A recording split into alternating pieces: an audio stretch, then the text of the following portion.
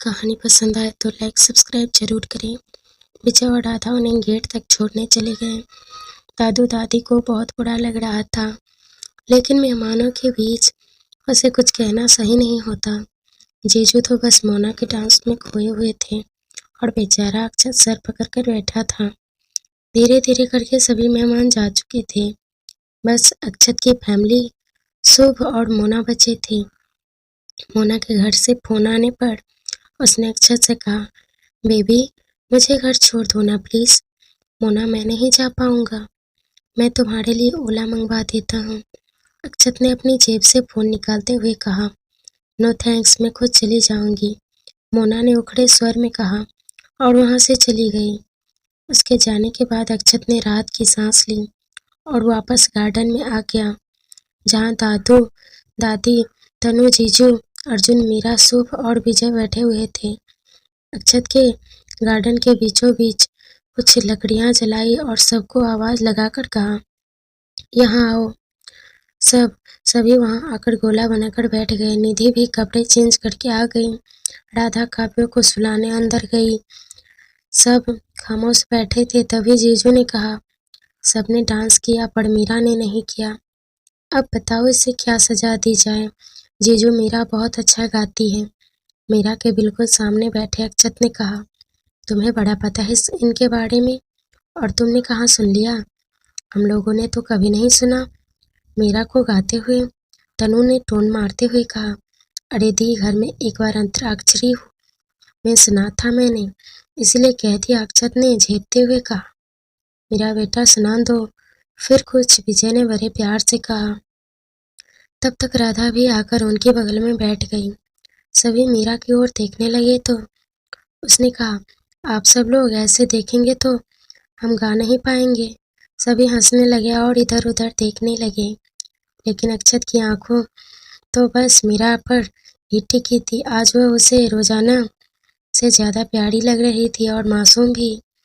मीरा ने गाना शुरू किया, हमको मिली है आज ये घड़ियां, नसीब से जी भर के देख लीजिए, हमको करीब से फिर आपके नसीब में ये रात हो या न हो, शायद फिर इस जन्म में मुलाकात हो न हो, लग जा गले फिर ये हंसी रात हो न हो, शायद इस जन्म में मुलाकात हो न हो, लग जा गले फिर।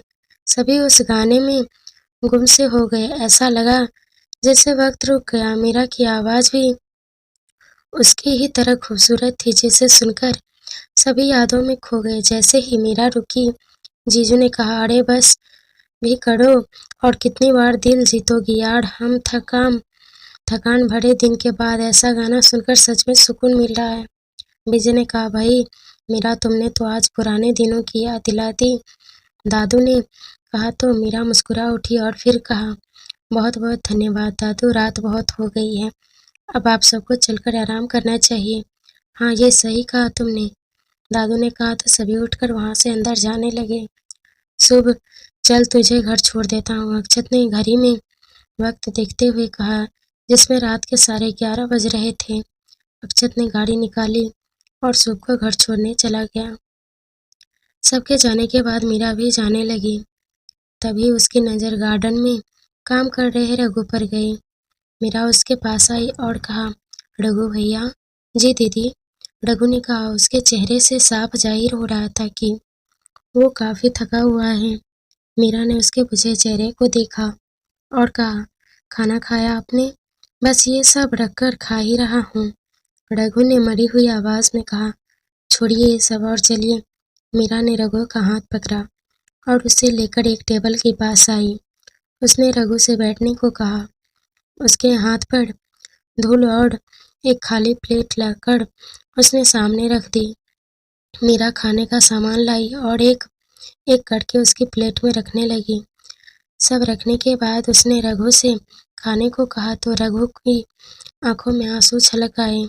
उसकी आंखों में आंसू देखकर मीरा ने कहा, क्या हुआ, आप रो क्यों रहे हैं? आप आज से पहले कोई भी हमसे इतने प्यार से बात नहीं किया है। आप कितनी अच्छी हैं, हमसे खाने को बोल रही हैं, रघु ने आंसू पोंछते हुए कहा। पागल हो सच में, आप सुबह से इतना काम कर रहे हो, थकान तो आपको ही हुई ना। अब जल्दी से खा लीजिए वरना खाना ठंडा हो जाएगा। तब तक वो सामान हम रखते हैं, आपको कुछ चाहिए तो बताना, मीरा ने जाते हुए कहा। हम कहकर रघु खाने लगा। सच में उसे बहुत भूख लगी थी। जैसे ही खाना उसके गले से नीचे उतरा, एक सुखद अनुभूति हुई उसे। मीरा ने सामान व्यवस्थित किया और रघु के लिए पानी का गिलास ले आई। पानी का गिलास उसके सामने रखकर कहा, अब जाकर आराम करना, बाकी का काम कल सुबह कर लेना, कोई कुछ नहीं कहेगा। जी दीदी, अब बुरा न माने तो आपसे एक बात कहे, रघु ने कहा। हाँ कहो ना, मीरा ने अपने हाथ धोते हुए कहा। आप बहुत अच्छी हैं दीदी, जब से यहाँ आई है तब से खुशियाँ ही खुशियाँ हैं। भगवान आपको लंबी उम्र दे और आप हमेशा ऐसे ही मुस्कुराते रहो। रघु ने कहा, थैंक यू रघु, अब हम जाएं, हमें सच में बहुत नींद आ रही है। मीरा ने उबासी लेते हुए कहा। हाँ दीदी, रघु ने कहा तो मीरा चली गई। उधर अक्षत ने शुभ को घर के सामने छोड़ा तो शुभ ने कहा, क्या चल रहा है अक्षत? शुभ की बात सुनकर गाड़ी से नीचे उतरा और कहा, क्या क्या क्या चल रहा है? मैंने देखा आज शुभ पहेलियां बुझाने लगा था। क्या देखा? अक्षत ने असमझ के भाव से कहा। जिस तरह से तू मीरा को देख रहा था, तुझे उससे प्यार हो गया है ना? शुभ ने कहा। क्या बोल रहा है तू? ऐसा कुछ नहीं है, अक्षत ने नजरें चुराते हुए कहा। अच्छा, ऐसा नहीं है तो फिर क्यों उसके सामने आते ही तेरे चेहरे का मुस्कान आ जाती है? हर वक्त एटीट्यूड में रहने वाला अक्षत व्यास एक लड़की के सामने पिघल जाता है, क्योंकि क्यों जवाब दे।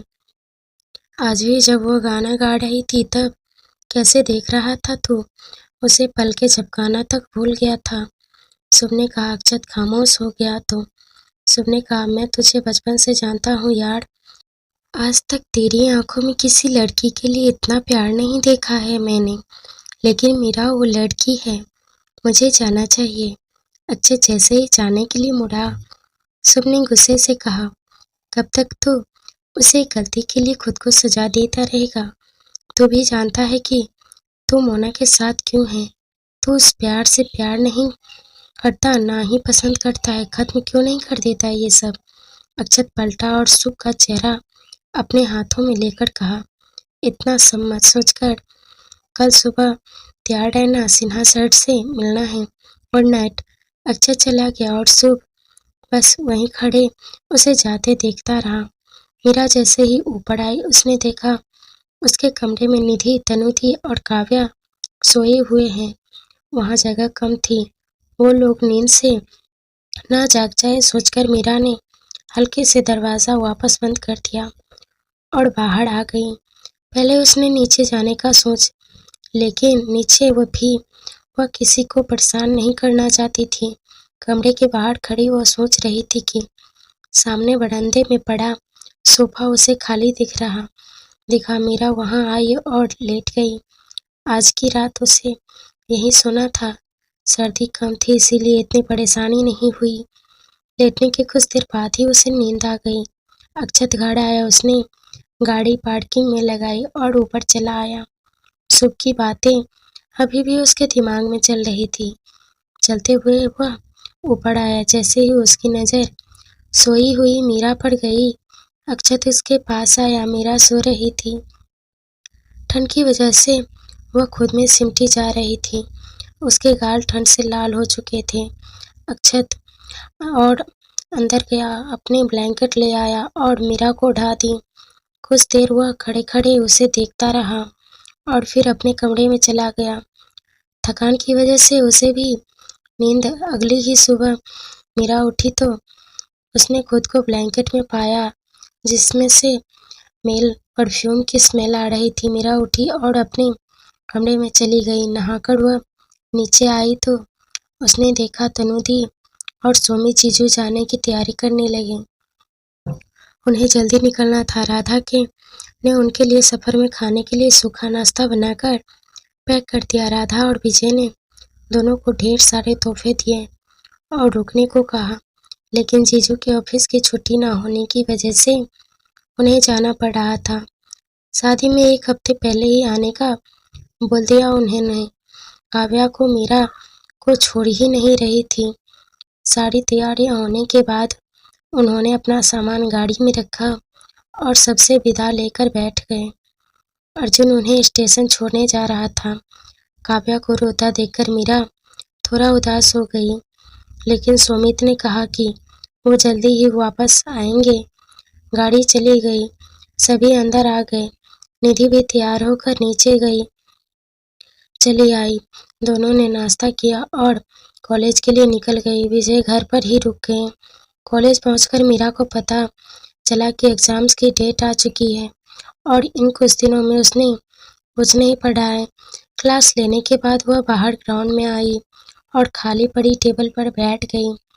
निधि की एक क्लास और थी, उसके आने में टाइम था, तो सोचकर मीरा ने अपने नोट्स निकाले और पढ़ने लगी। कुछ देर बाद चपरासी उसके पास आया और कहा, मीरा राजपूत। जी। मीरा ने कहा, तुम्हारे लिए ये लेटर आया है। चपरासी से लेटर मीरा को दिया और चला गया। मीरा ने देखा ये लेटर भी पहले वाले लेटर की तरह ही था। ऊपर से खाली लिफाफे पर कुछ भी नहीं लिखा हुआ था। मीरा उसे लेकर बैठी रही। उसका दिल तेजी से धड़क रहा था। इस खत में उसे कौन सा सच का सामना करना होगा सोचकर ही उसका दिल धड़क रहा था। मीरा भूत बनी उस खत को हाथ में लिए बैठी रही।